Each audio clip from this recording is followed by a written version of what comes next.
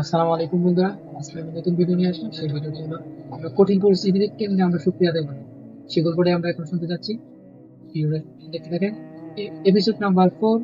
এক হাসপাতালের ওইখানে রহিম নামের একজন ব্যক্তি, সে পঙ্গু হয়ে গেছে। সেই মধ্যবিত্ত একজন মানুষ। চিকিৎসা নিতেছে, তার পা পঙ্গু হয়ে গেছে, একটু কষ্টে আছে। চিকিৎসা নিতে গেছে, তারপরে তার ব্যাংকে কিছু টাকা জমা রাখা ছিল, সেই জমা টাকা নিয়ে চিকিৎসা করতেছে। প্রায় 2 বছরের উপরে চিকিৎসা করছে, খুব কষ্ট হয়ে। তারপরে চিকিৎসা করতে হবে, কষ্ট করে তারপরে চিকিৎসা করছে। চিকিৎসা করার পর 2 বছর পার হয়ে গেল, তারপরে কিছু ফলাফল হয়নি। কি অবস্থা? তারপরে লোকজন অনেক কথা বলে, অনেক কিছু হয়ে গেল, কি একটা অসুস্থ হয়েছে, যখন একটা অসুস্থ মানুষ থাকে তখন তাকে মূল্যায়ন করা হয় না। দীর্ঘ সময় ফার্স্টে 1 মাস 2 মাস এরকম মূল্যায়ন করা হয়, ঠিক মতো এগোবে, পরে কিন্তু ওইরকম ভাবে এগোনো হয় না। আর যখন তাকে দেখা যায় খেলায় এরকম ব্যবহার করা হইতেছে, তখন দেখা যায় শেষে যায় মানুষ অনেক নানান কথা বলতে থাকে। সে অনেক কষ্টে ভুগতেছিল, কারণ তার পা পঙ্গু, তারপরে টাকা পয়সা সব শেষের দিকে, মধ্যবিত্ত একজন লোক।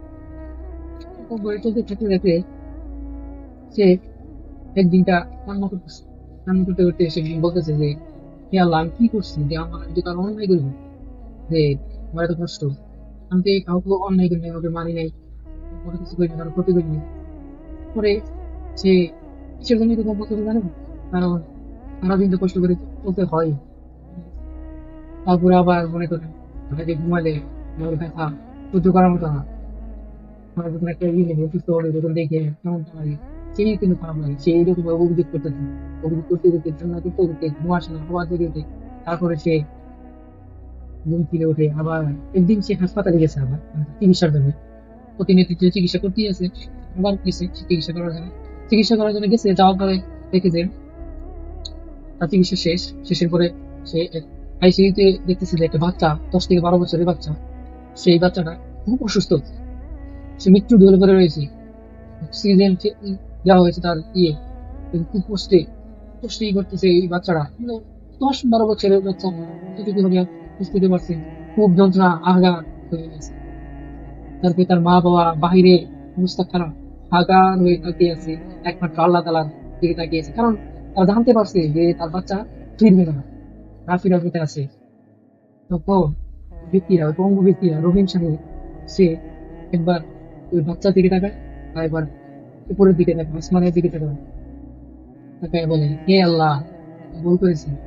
কারণ সে ভুল বুঝতে পারছে যে সে যে অবস্থাতে আছে, সে অবস্থাতে সে খুব ভালো অবস্থাতে আছে, কারণ তার একটা পা, হ্যাঁ, একটা পা পঙ্গু হয়েছে, কিন্তু একটা পা আছে।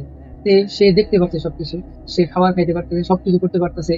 তার বাচ্চারা হাসি খুশি ভাবে চলতেছে, সে দেখতে পারতেছে সবকিছু এনজয় করতে পারছে, কিন্তু বাচ্চারা কিছুই করতে পারতেছে না। মৃত্যু হলে বিছানায়, কিন্তু জায়গায় টিউব লাগানো, কত কিছু। সেই সঙ্গে সঙ্গে আলহামদুলিল্লাহ শুকরিয়া আদায় করে নিল। সে শেষ হয়ে পড়ে গেল, কারণ সে ভুল করছে।